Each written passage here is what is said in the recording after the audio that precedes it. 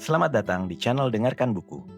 Ini adalah audiobook The Count of Monte Cristo karya Alexandre Dumas. Bab 111. Penebusan. Meski kerumunan begitu padat, Monsieur de Villefort melihatnya terbuka di hadapannya. Ada sesuatu yang begitu menakutkan dalam penderitaan besar, sehingga bahkan di masa paling kacau sekalipun, reaksi pertama masa biasanya adalah rasa iba pada korban malapetaka. Banyak orang pernah dibunuh dalam kerusuhan, namun bahkan para penjahat pun jarang dihina selama persidangan. Maka Villefort pun melewati barisan penonton dan petugas Palais lalu pergi. Meski ia telah mengakui kesalahannya, ia tetap dilindungi oleh dukanya. Ada keadaan tertentu yang dipahami manusia lewat insting, namun akal tak mampu menjelaskannya.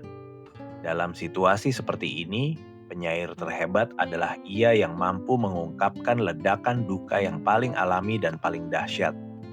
Mereka yang mendengar teriakan pedih itu terkesan seolah mendengar puisi utuh, dan bila penderita itu tulus, mereka benar menyebutnya mulia. Sulit menggambarkan keadaan pingsan yang menyergap Villefort saat ia meninggalkan Palais. Setiap nadinya berdegup demam, setiap uratnya tegang, setiap pembuluh darahnya mengembang, dan setiap bagian tubuhnya seolah menderita secara terpisah, sehingga penderitaannya berlipat 1000 kali. Ia melalui koridor hanya karena kebiasaan. Ia melemparkan jubah hakimnya bukan karena etika, melainkan karena pakaian itu terasa seperti beban tak tertahankan, seperti jubah Nesus yang tak pernah puas menyiksa. Saat tiba di Rue Dauphine, ia melihat keretanya. Ia membuka pintu sendiri, membangunkan kusir yang tertidur, lalu melemparkan dirinya ke atas bantal dan menuju ke arah Faubourg Saint-Honor. Kereta pun melaju. Segala beban kejatuhan nasibnya tiba-tiba menghimpitnya. Ia tak mampu meramalkan akibatnya. Ia tak bisa memandang masa depan dengan ketenangan seorang penjahat yang sudah terbiasa menghadapi bencana. Tuhan masih ada di hatinya. Tuhan, gumamnya, tak tahu apa yang diucapkannya. Tuhan, Tuhan. Di balik malapetaka yang menghancurkannya, ia melihat tangan Tuhan. Kereta melaju kencang. Villefort gelisah di atas bantal, merasa sesuatu menekannya. Ia meraih benda itu dan mendapati kipas yang ditinggalkan Madame de Villefort di kereta. Kipas itu membangkitkan kenangan yang menyambar pikirannya seperti kilat. Ia teringat istrinya. "Oh!" teriaknya seolah besi merah menembus jantungnya. Dalam 1 jam terakhir, hanya kejahatannya sendiri yang menghantuinya. Kini sosok lain yang tak kalah mengerikan tiba-tiba muncul. Istrinya. Ia baru saja bertindak sebagai hakim yang tak kenal belas kasihan, menghukumnya mati.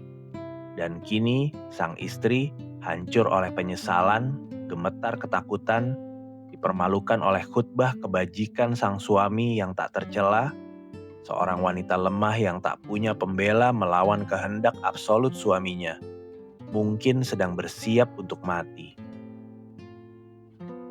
1 jam telah berlalu sejak ia dihukum. Saat ini, pasti ia sedang mengingat semua kejahatannya, memohon pengampunan atas dosa-dosanya. Mungkin bahkan sedang menulis surat, memohon belas kasih suaminya yang suci, belas kasih yang dibelinya dengan nyawanya sendiri. Villefort kembali meraung dalam penderitaan dan keputusasaan. "Ah," serunya. "Wanita itu jadi penjahat hanya karena bergaul denganku. Aku membawa wabah kejahatan dalam diriku, dan ia tertular seperti orang tertular tifus, kolera, atau pes. Dan aku menghukumnya. Aku berani berkata, bertobatlah dan matilah. Tapi tidak, ia tak boleh mati. Ia harus hidup dan bersamaku. Kita akan kabur dari Paris, sejauh bumi ini terbentang. Aku katakan tiang gantung padanya. Oh Tuhan, aku lupa bahwa itu juga menantiku. Bagaimana aku bisa mengucapkan kata itu? Ya, kita akan kabur. Aku akan akui semuanya padanya. Setiap hari ku beritahu, aku juga telah berbuat kejahatan. Ah, aliansi macam apa ini? Harimau dan ular berbisa. Istri yang pantas bagi orang sepertiku. Ia harus hidup agar aibku bisa mengurangi aibnya. Villefort membuka jendela kereta dengan kasar. Lebih cepat, lebih cepat, teriaknya. Suaranya membuat kusir terkejut. Kuda-kuda itu digerakkan ketakutan melesat menuju rumah. Ya, ya, ulang Villefort saat mendekati rumahnya. Ya, wanita itu harus hidup. Ia harus bertobat, lalu mendidik putraku. Satu-satunya yang tersisa selain si tua yang tak bisa mati dari reruntuhan rumahku. Ia mencintai Edward, karena Edwardlah ia berbuat kejahatan. Kita tak boleh putus asa melembutkan hati seorang ibu yang mencintai anaknya. Ia akan bertobat, dan tak seorang pun akan tahu ia bersalah. Peristiwa di rumahku, meski kini menggemparkan Paris, akan dilupakan seiring waktu. Jikapun musuh-musuhku tetap mengingatnya, biarlah. Aku akan tambahkan itu ke daftar kejahatanku. Apa artinya 1, 2, 3 kejahatan lagi? Istri dan anakku akan kabur dari jurang ini, membawa harta. Ia akan hidup dan mungkin bahagia, karena anaknya, pusat cintanya, akan bersamanya. Aku akan berbuat kebaikan, dan hatiku akan lebih ringan. Dan sang jaksa pun bernapas lebih lega daripada yang pernah ia rasakan dalam waktu lama. Kereta berhenti di depan rumah. Villefort melompat keluar dan melihat para pelayannya terkejut oleh kepulangannya yang cepat. Ia tak melihat ekspresi lain di wajah mereka. Tak seorang pun bicara. Mereka hanya menyingkir, seperti biasa.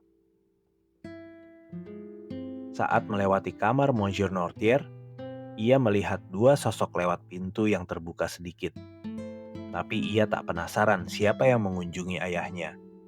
Kecemasan membawanya lebih jauh. Ayo, katanya sambil menaiki tangga menuju kamar istrinya. Tak ada yang berubah di sini. Ia lalu menutup pintu lantai itu. Tak seorang pun boleh mengganggu kami, katanya. Aku harus bicara terbuka padanya, mengakui kesalahanku dan berkata. Ia mendekati pintu, menyentuh gagang kristalnya yang terbuka dengan mudah. Tak terkunci, serunya. Bagus. Ia masuk ke kamar kecil, tempat Edward tidur. Karena meski si anak pergi ke sekolah siang hari, sang ibu tak tahan berpisah dengannya di malam hari. Dengan sekilas pandang, Villefort menyapu seluruh ruangan. Tak ada di sini, katanya. Pasti di kamar tidurnya. Ia melesat ke pintu, tapi mendapati terkunci. Ia berhenti, menggigil. Heloise, teriaknya. Ia mengira mendengar suara perabot digeser. Heloise, ulangnya. Siapa di sana? Jawab suara lemah yang ia cari. Buka pintunya, teriak Villefort. Buka, aku ini suamimu. Namun meski permintaan itu disuarakan dengan suara penuh kesakitan, pintu tetap tertutup. Villefort menerjangnya dengan pukulan keras. Di ambang pintu yang mengarah ke boudoirnya, Madame de Villefort berdiri tegak. Wajahnya pucat, fitur-fiturnya menegang, matanya melotot ngeri. Heloise, Heloise, katanya. Apa yang terjadi? Bicaralah. Sang wanita mengulurkan tangannya yang kaku dan putih. Sudah selesai, Tuan, katanya dengan suara serak yang seolah merobek tenggorokannya. Apalagi yang kau inginkan? Lalu ia jatuh terlentang ke lantai. Villefort berlari ke arahnya dan menggenggam tangannya yang mencengkram botol kristal bertutup emas. Madame de Villefort sudah mati. Villefort, gila oleh teror, mundur ke ambang pintu. Matanya terpaku pada jenazah itu. "Anakku!" teriaknya tiba-tiba. "Di mana anakku? Edward! Edward!" Ia melesat keluar ruangan terus berteriak. "Edward! Edward!" Nama itu diucapkan dengan suara begitu pedih hingga para pelayan berlari. "Di mana putraku?" tanya Villefort. "Bawa ia pergi dari rumah. Jangan biarkan ia melihat." "Tuan Edward tak di bawah, Tuan," jawab si pelayan. "Kalau begitu ia pasti bermain di taman. Pergi, cari." "Tidak, Tuan. Nyonya memanggilnya setengah jam lalu. Ia masuk ke kamarnya dan belum turun sejak itu." Keringat dingin membasahi dahi Villefort. Kakinya gemetar. Pikirannya berputar liar seperti roda jam yang rusak. "Di kamar Madame de Villefort?" gumamnya. Lalu perlahan kembali. Satu tangan mengusap dahinya dan tangan lain berpegang pada dinding. Untuk masuk, ia harus melihat kembali jenazah istrinya yang malang. Untuk memanggil Edward, ia harus membangkitkan gema ruangan yang kini seperti makam. Berbicara terasa seperti menghancurkan kesunyian kubur. Lidahnya keluh. "Edward! Edward!" gagapnya. Tak ada jawaban. Di mana Edward berada?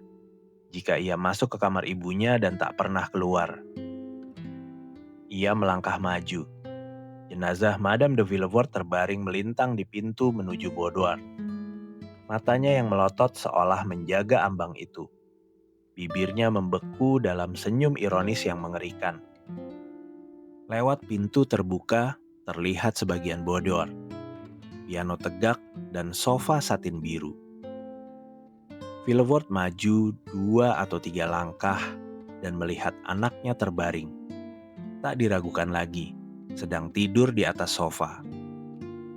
Sang ayah malang itu berseru gembira. Seberkas cahaya menembus jurang keputusasaan dan kegelapan.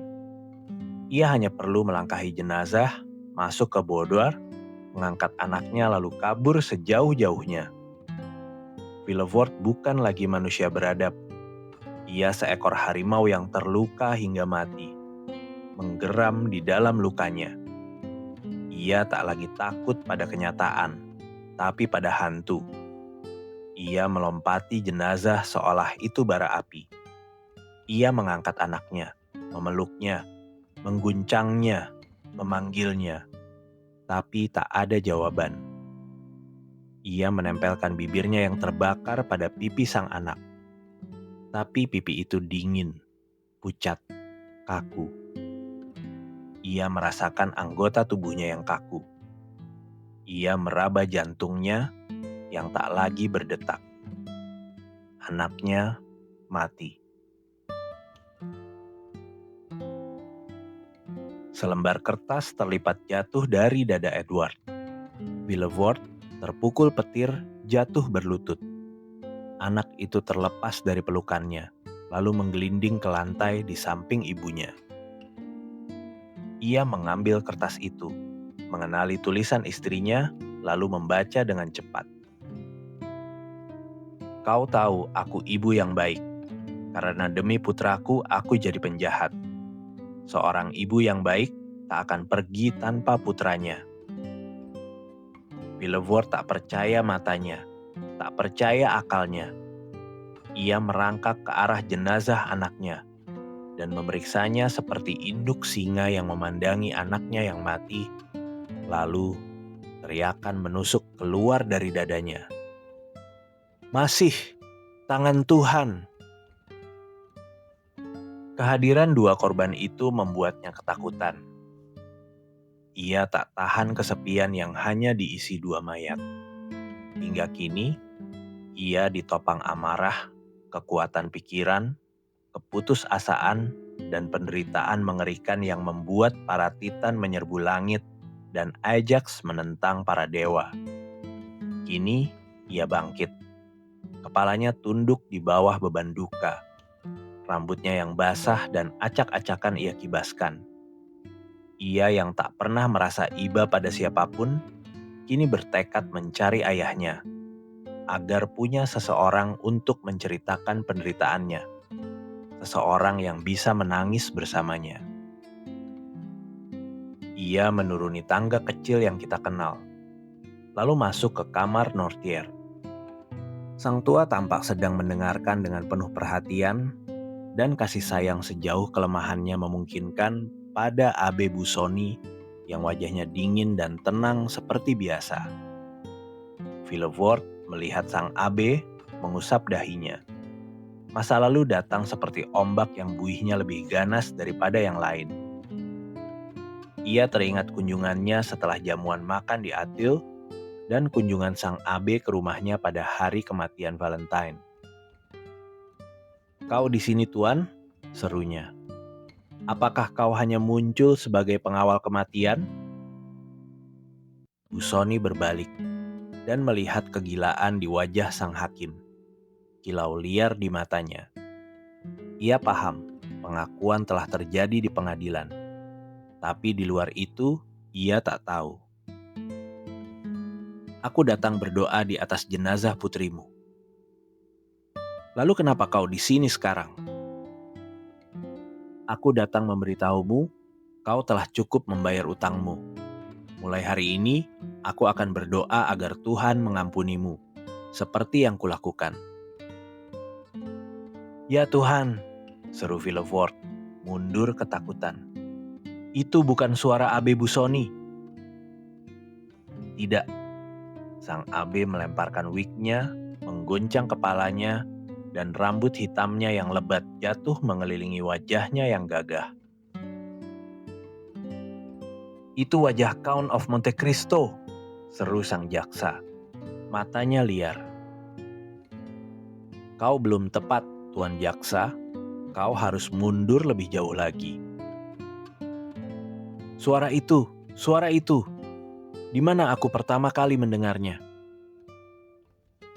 "Kau dengar untuk pertama kalinya di Marseille, 23 tahun lalu, hari pernikahanmu dengan Mademoiselle de Saint-Méran. Periksa arsipmu." "Kau bukan Busoni? Bukan Monte Cristo? Oh Tuhan, kau musuh rahasia yang tak kenal ampun, musuh yang mematikan. Aku pasti pernah menyakitimu di Marseille. Celaka aku." "Ya, kau di jalur yang benar," kata sang Count, menyilangkan tangan di dadanya yang lebar. Carilah.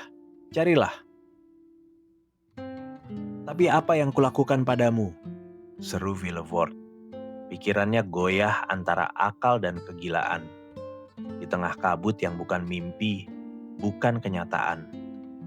"Apa yang kulakukan padamu? Katakan, bicaralah." "Kau menghukumku mati di penjara yang mengerikan dan membosankan. Kau membunuh ayahku. Kau merampas kebebasanku, cintaku, kebahagiaanku." "Siapa kau kalau begitu? Siapa kau?" "Aku hantu seorang celaka yang kau kubur di penjara Chateau d'If." Tuhan memberi hantu itu wujud Count of Monte Cristo saat ia akhirnya keluar dari kuburnya, memperkayanya dengan emas dan berlian, lalu membawanya padamu.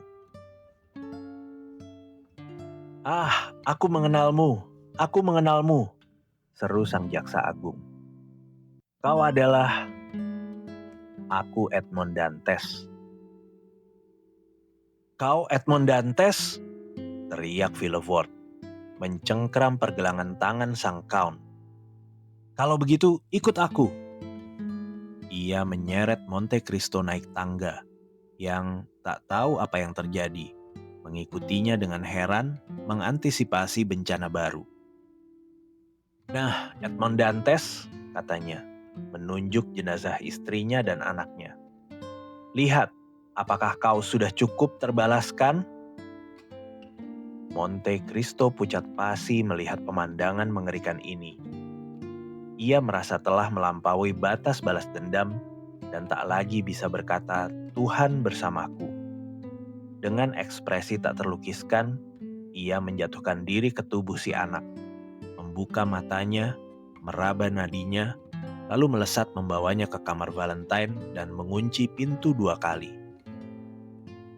"Anakku!" teriak Villefort. "Ia membawa pergi jenazah putraku, kutukanku. Celakalah kau, matilah kau." Ia mencoba mengikuti Monte Cristo, tapi seperti dalam mimpi, ia terpaku di tempat. Matanya melotot seolah akan copot. Ia mencakar dadanya hingga kuku-kukunya berlumuran darah. Urat-urat di pelipisnya mengembang, mendidih, seolah hendak meledak, membanjiri otaknya dengan api hidup. Ini berlangsung beberapa menit, hingga akalnya benar-benar hancur. Lalu dengan teriakan keras diikuti tawa gila, ia melesat menuruni tangga. 1/4 jam kemudian, pintu kamar Valentine terbuka. Monte Cristo muncul kembali. Wajahnya pucat, matanya suram, hatinya berat. Semua kemuliaan wajahnya yang biasanya tenang dan damai kini tertutup duka. Di pelukannya, ia memegang si anak yang tak satupun ilmu mampu menghidupkannya kembali. Ia berlutut lalu meletakkan jenazah itu dengan penuh hormat di samping ibunya. Kepalanya di atas dadanya, lalu ia bangkit dan pergi. Di tangga ia bertemu seorang pelayan. "Di mana Monsieur de Villefort?" tanyanya. Si pelayan tak menjawab, hanya menunjuk ke taman. Monte Cristo berlari ke kebun dan melihat Villefort dikelilingi pelayan-pelayannya memegang sekop, menggali tanah dengan ganas. "Bukan di sini, bukan di sini," teriaknya, lalu pindah dan menggali lagi. Monte Cristo mendekat, lalu berkata pelan dengan ekspresi hampir hina, "Tuan, kau memang kehilangan putra, tapi..." Villefort memotongnya. Ia tak mendengar. "Aku akan menemukannya. Kau boleh berpura-pura ia tak di sini, tapi aku akan menemukannya, meski harus menggali selamanya." Monte Cristo mundur dengan ngeri. "Oh, ia gila," gumamnya. Dan seolah takut dinding rumah terkutuk itu akan runtuh menimpanya, ia melesat ke jalan. Untuk pertama kalinya meragukan apakah ia berhak melakukan semua ini. "Cukup, cukup sudah," teriaknya. "Biarkan aku menyelamatkan yang terakhir." Saat memasuki rumahnya, ia bertemu Morel yang berkeliaran seperti hantu yang menunggu perintah surga untuk kembali ke kubur. "Bersiaplah Maximilian," katanya sambil tersenyum. "Kita tinggalkan Paris besok." "Tak ada lagi yang harus kau lakukan di sana?" tanya Morel. "Tidak," jawab Monte Cristo. "Semoga Tuhan memberi aku rahmat, karena aku mungkin telah berbuat terlalu banyak." Keesokan harinya mereka benar-benar pergi, hanya ditemani Baptistin. Heidi telah membawa Ali dan Bertuccio tetap tinggal bersama Nortier.